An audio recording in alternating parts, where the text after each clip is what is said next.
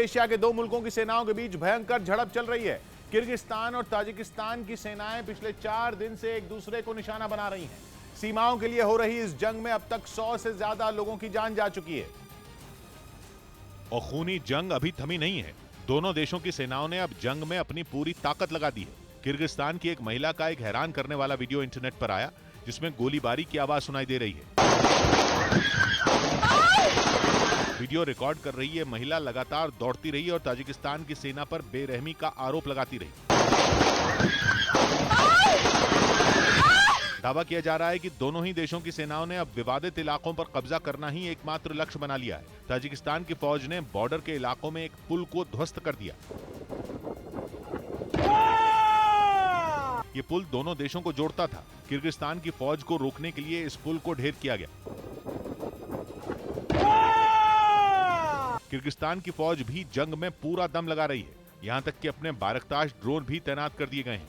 Kyrgyzstan की फौज ने ऐसे ही एक ड्रोन के हमले का वीडियो जारी किया। हमले में ताजिकिस्तान की फौज की एक गाड़ी ढेर होती दिखाई दी।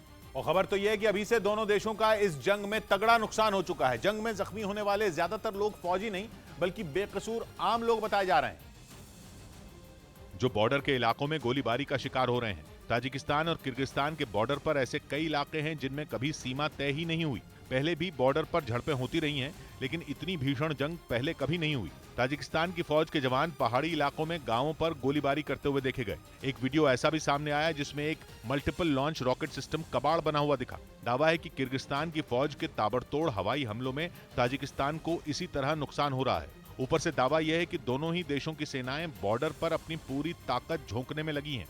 बड़ी संख्या में बख्तरबंद गाड़ियों और ताकतवर जहाजों की टुकड़ियों को बॉर्डर पर लगातार भेजा जा रहा है। यहां तक कि सीमा के पास के गांवों में रहने वाले लोगों को भी वहां से हटाने का काम सेना को ही दिया गया है। और सबसे अहम बात यह है कि दोनों देशों में तनाव खत्म करने के लिए अब तक कोई बातचीत तक नहीं हुई है। किर्गिस्तान और ताजिकिस्तान में सीमा का विवाद कोई नई बात नहीं है, बल्कि जब से ये दोनों देश बने हैं तब से इन दोनों मुल्कों में सीमाएं विवादित हैं। लेकिन दोनों ही देशों में दोस्ताना रिश्ते रहे हैं, इसलिए कभी झगड़े सुलझाने पर कोई गंभीर प्रयास तक नहीं हुए। पहले ये दोनों देश सोवियत संघ का हिस्सा हुआ करते थे। बाद में जब सोवियत संघ टूटा तब ये दोनों देश बने। उस वक्त बस कुछ समुदायों की आबादी के आधार पर बंटवारा कर दिया गया। हालांकि दोनों देशों के बॉर्डर का बहुत बड़ा हिस्सा तो ऐसा है जहां कोई बंटवारा हुआ ही नहीं, मतलब वहां रहने वाले लोगों को यह पता ही नहीं कि वो किस देश के निवासी हैं। लेकिन वहां सबसे बड़ी परेशानी पानी की। दोनों ही देशों में पानी की कमी है, इसलिए झीलों और नहरों के पानी पर झगड़े होते रहते हैं। पिछले साल भी पानी के लिए दोनों देशों में झगड़ा हुआ था। झगड़ा इतना बढ़ा था कि बाद में दोनों तरफ की सेनाएं भी शामिल हो गईं। उस वक्त भी 50 से ज्यादा लोगों की मौत हुई थी। लेकिन इस बार विवाद इससे कहीं ज्यादा बड़ा है। अब तक 100 से ज्यादा लोगों के मारे जाने की खबर है और विवाद खत्म होने की सूरत बनती नहीं दिख रही। हालांकि दावा यह है कि इस बार भी झगड़ा एक वाटर ट्रीटमेंट प्लांट की वजह से शुरू हुआ था। सबसे अहम बात यह कि दोनों देशों में झड़पें सेनाओं में शुरू नहीं होती, बल्कि शुरुआत वहां के लोग करते हैं, जिनमें बाद में सेनाएं भी शामिल हो जाती हैं। इस बार भी ऐसा ही होने की खबर है। लेकिन रूस के लिए यह झगड़ा टेंशन बढ़ाने वाला है, क्योंकि दोनों ही देश रूस के मित्र हैं। दोनों ही देशों में रूस की फौज के ठिकाने हैं।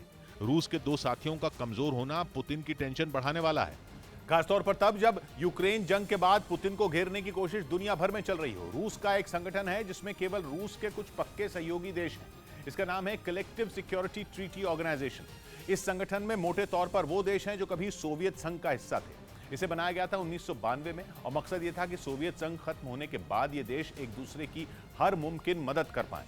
किर्गिस्तान और ताजिकिस्तान दोनों ही देश CSTO का हिस्सा हैं और दो सदस्य देशों का आपस में इस तरह टकराना रूस की टेंशन बढ़ाने वाला है। इसीलिए पुतिन लगातार इस जंग को खत्म करवाने की कोशिश में जुटे हैं। पहले उन्होंने समरकंद में भी दोनों देशों के नेताओं को समझाने की कोशिश की और उसके बाद रविवार को भी दोनों देशों को सीज फायर पर राजी करने की कोशिश की, लेकिन दोनों बार उनकी कोशिश कामयाब नहीं हो पाई।